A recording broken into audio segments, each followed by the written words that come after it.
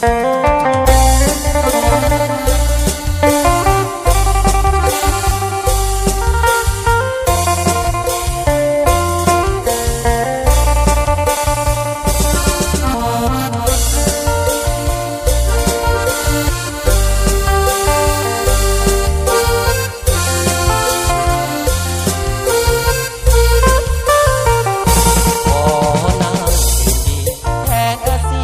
นนั้นได้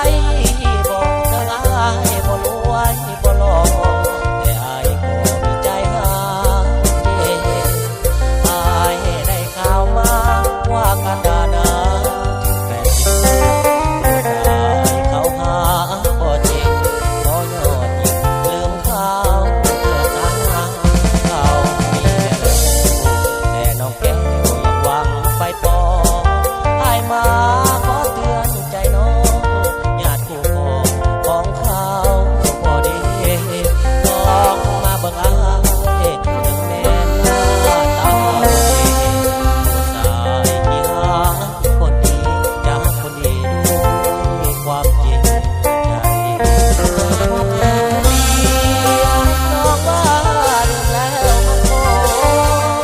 แต่คนโยกดื่มยาลาวดื่มแล้วใจต้องเบิ่งทีหลังลืมเขาซะบ่ต้องเสียใจให้ขอนั่งอยู่ข้างกายแก่ผู้ตายคนเก่าขอนั่งแค่ตาเสียได้บ่น้องลาให้ขอนั่งเจรจาปลอบใจกันนะบ่ต้องเสียใจอายมาทีหลังขออยู่เป็นคู่สาวไว้หากว่าน้